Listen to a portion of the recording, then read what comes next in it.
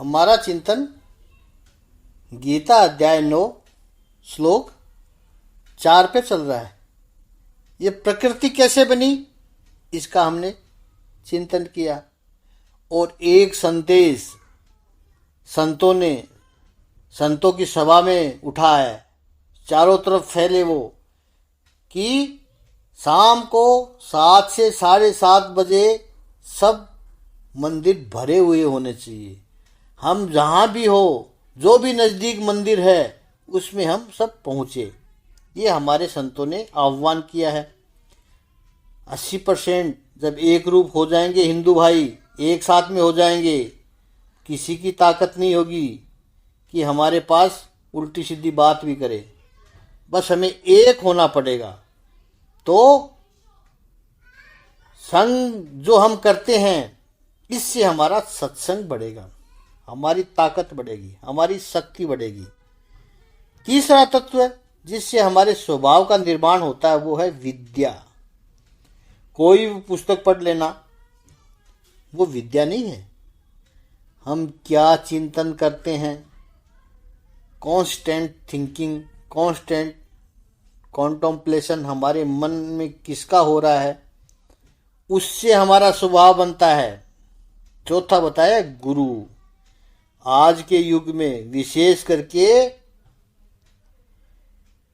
युवा पीढ़ी के लिए कहें, पढ़ी लिखी पीढ़ी के लिए कहें तो गुरु is a influencing force, is your social emotion, psychological spiritual reference point. किसकी इन्फ्लुएंस में आप रहते हैं, किसके प्रभाव में आप होते हो। आजकल तो युवा पीढ़ी हमारी फिल्म वालों की इन्फ्लुएंस में ही रहते हैं। कैसे हेयर स्टाइल करवाना है, कैसे कपड़े पहनने हैं, प्रभाव किसका पड़ रहा है हमारे जीवन में। वो गुरु तत्व, महापुरुष तत्वों का होना चाहिए। इससे हमारा स्वभाव बनता है। देशभक्त महापुरुष के प्रभाव में रहें हम, तो हमारा स्वभाव भी देशभक्ति का ही बनेगा। और पांचवा है कृतित्व, यानी हमारे कर्म है, वो हमारे जो एफर्ट्स है वो हमारे स्वभाव का सृजन करते हैं। इसी स्वभाव के आधार पर भगवान कहते हैं कि जब कल्प का आरंभ होता है तो मैं इन जीवात्माओं का फिर से सर्जन करता हूँ। अब देखिए, 6ठे और 7वें श्लोक में 3 बातें आई। विसृजामि, उससे सृजन आया। 7वें श्लोक का जो अंतिम शब्द है विसृजाम्यहम्, विसृजामि, सृजन में करता हूँ। फिर आया मतस्तानि, 6ठे श्लोक के 4थे चरण में, मतस्तानि त्युपधारय। मतस्तानि यानी मुझ में स्थित, पालन और कल्पक से माम काम प्रकृति में यान्ति, कल्प के अंत में मेरी प्रकृति में आते हैं। ये विसर्जन हुआ, सर्जन, पालन और विसर्जन। गॉड का अर्थ होता है G for generator, O for operator और डी फॉर डिस्ट्रॉयर, उत्पत्ति, स्थिति और लय। तीनों आगे, जिससे परमात्मा की सर्वप्रियता सिद्ध हुई। ईश्वर कौन है, परमात्मा कौन है? जो सृजन करता है, जो संभालता है, जो विसर्जन करता है। 6ठे और 7वें श्लोक में मिलकर के ये तीनों बातें आ गई। सर्वभूतानि परिकृतिम यान्ति, भूतानि कल्पादौ विसर्जामि अहम्। ये 2 बातों का तात्पर्य यह है कि प्रकृति क्रियाशील है, प्रकृति कॉन्स्टेंटली एक्टिव है और इसलिए वह प्रकृति स्वयं लय की ओर जाती है। जो भी क्रिया करेगा, कार्य करेगा, वो थकेगा, और जो थका उसको विश्राम की आवश्यकता होगी। प्रकृति कॉन्स्टेंटली एक्टिव है। आप आसपास की प्रकृति को देखिए, लगती है स्थिर, लेकिन स्थिर होती नहीं है। एक पौधे का बीज भी आपने जमीन में डाल दिया, आपको लगेगा कि बीज तो पड़ा हुआ है, पड़ा नहीं हुआ है। उससे उसमें एक्टिविटी शुरू हो गई है। एक छोटा सा बीज भी मानो पूरी फैक्ट्री है, उसमें इतनी सेल्यूलर एक्टिविटी शुरू हो गई उसके प्रत्येक कोष में कि 8-10 दिनों में उसका जर्मिनेशन होगा। जर्मिनेशन होकर ऊपर आएगा, बढ़ने लगेगा, पौधा वृक्ष बन जाएगा। और अब इतना कार्य हो रहा है तो स्वाभाविक है कि प्रकृति थकेगी, उसको परिश्रम पड़ेगा, उसको विश्राम चाहिए। और जैसे प्रकृति एक्टिव है उसी तरह जीवात्मा भी कितनी एक्टिव है। एक छोटा सा बटरफ्लाई को देखो आप, सारे दिन उड़ता रहता है। या छोटा सा खरगोश के रेबिट कैसे कूद कूद के जाता है। परिश्रम पड़ता है, परिश्रम के बाद विश्राम की आवश्यकता होती है। तो पूरे जीवात्मा को लेकर के प्रकृति विश्राम के लिए चली जाती है। कहाँ चली जाती है? परमात्मा के पास। जैसे दिन भर का थका हारा बालक माँ की गोद में अपना मस्तक रख देता है, जैसे ही ये प्रकृति कल्प के अंत में परमात्मा की गोद में अपना मस्तक रख देती है, विश्राम हो गया। कल्पादो, जब कल्प के आरंभ में ब्रह्मा जी का दिन हुआ, तब परमात्मा कहते हैं मैं वापस उस प्रकृति को एक्टिव कर देता हूँ, उसका सृजन कर देता हूँ।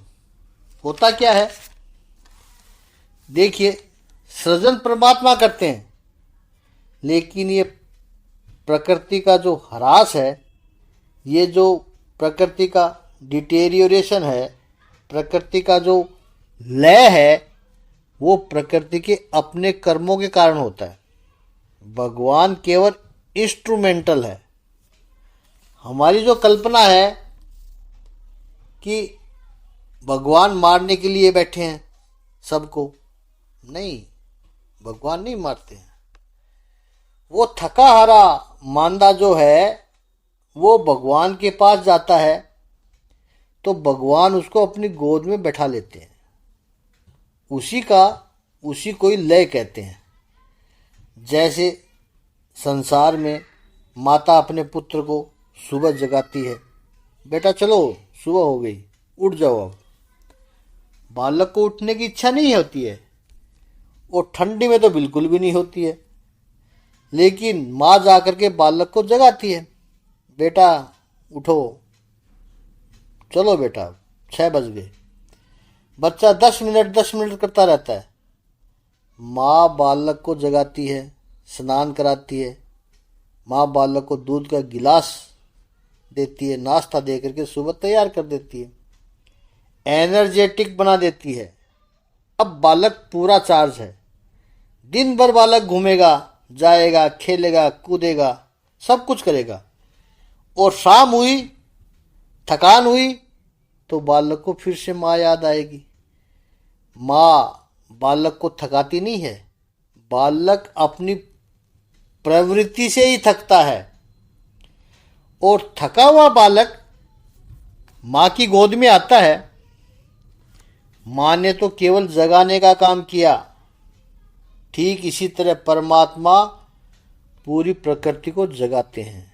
कल्पादौ विसर्जामि अहम, प्रकृति को उसके कर्मों के अनुसार, उसके स्वभाव के अनुसार परमात्मा केवल एक्टिव करते हैं। और परमात्मा ने प्रकृति को एक्टिव कर दिया, फिर वो इच्छा स्वतंत्र, कर्म स्वतंत्र का उपयोग करके समस्त जीव मात्र अपना जीवन चलाते रहेंगे। और जीवन चलाते चलाते जब थक गए तो जैसे माँ की गोद में आ जाता है बालक, ऐसे वो प्रकृति परमात्मा की गोद में आकर के लीन हो जाती है। और जब लीन हो गई, वापस ब्रह्मा जी का दिन हुआ। माँ जैसे बालक को जगाती है, वैसे ही परमात्मा प्रकृति को जगाते हैं। ऐसे इस सृष्टि का चक्र चलता रहता है। कल्पादो विसर्जामि। इसलिए जब भगवत गीता में भगवान श्री कृष्ण कहते हैं कि प्रत्येक व्यक्ति अपने कर्म का फल पाता है, भगवान कहते हैं मैं उसमें कुछ भी नहीं करता हूं। इसलिए भगवान को व्यर्थ में दोष मत देना कि भगवान दुख दे रहा है। जब व्यक्ति के जीवन में सुख आता है तो उसको लगता है कि मेरे कारण सुख आया है, और दुख आता है तो उसको यही लगता है कि भगवान ने दिया है। भगवान क्यों दुख देगा हमें? सुख भी हमारे कर्मों का परिणाम है और दुख भी हमारे अपने कर्मों का परिणाम है। परमात्मा केवल जगह देते हैं, ऊर्जा दे देते हैं। अब बाकी का जो होता है वो कर्मों का परिणाम है, और उन सारे कर्मों के प्रेशर से थके मांदे होते हैं तो भगवान अपनी गोद तैयार लिए रखे हैं, आ जाओ मेरे पास, विश्राम देता है। दूसरे शब्दों में कहें तो वो सिद्धांत है कि सृजन परमात्मा करता है,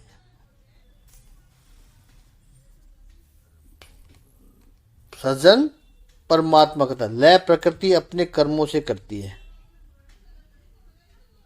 जैसे मकान आप बनाओगे, बंगलो, उसमें आप पूरा प्रयत्न करोगे, श्रेष्ठ से श्रेष्ठ बनाने का प्रयास करोगे।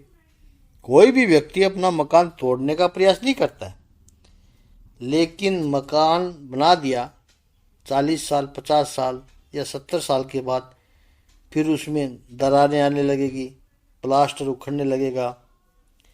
ये अपने आप होता है, कोई एक ईंट भी हटाने की कोशिश नहीं करता है। बनाने में प्रयत्न करता है, तोड़ने में प्रयत्न नहीं करता। इसी तरह परमात्मा प्रकृति को बनाने में अपना योगदान करते हैं। टूटना, डिस्ट्रक्शन वो अपने आप होता है। प्रकृति वो लय है, और जब वो हो गया फिर पुनः प्रकृति को बनाने का कर्म परमात्मा करेगा।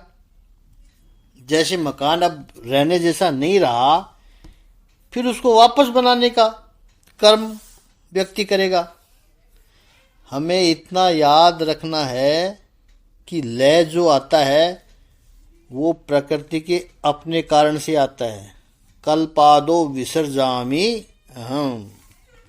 भगवान कहते हैं आरंभ में सृजन में करता हूं उसका, और भगवान जब सृजन करते हैं तो एक बात यह भी सिद्ध हो गई कि this world is a perfect system,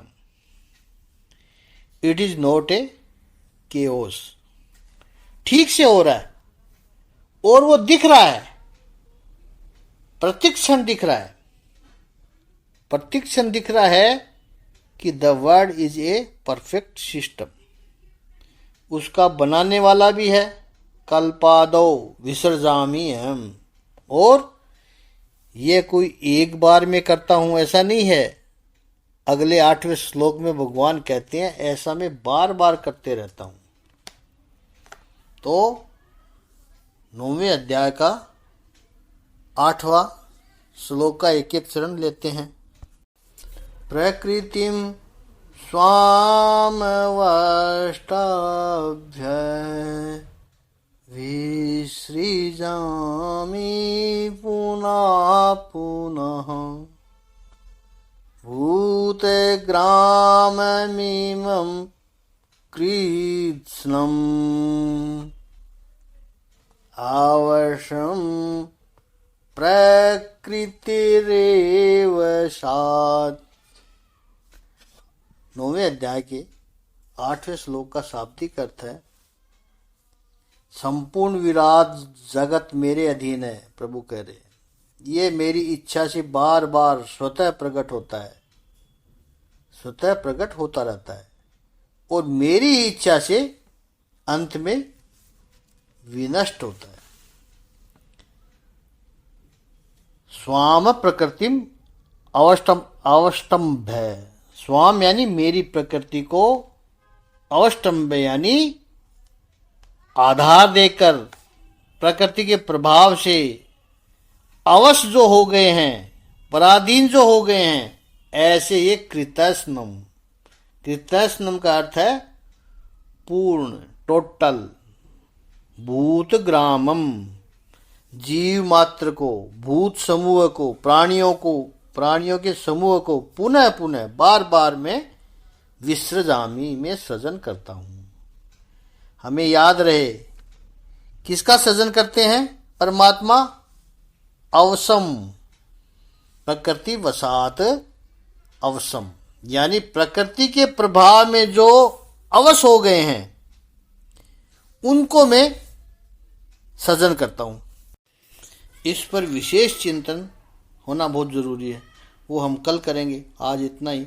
ओम श्री सच्चिदानंद भगवान की जय।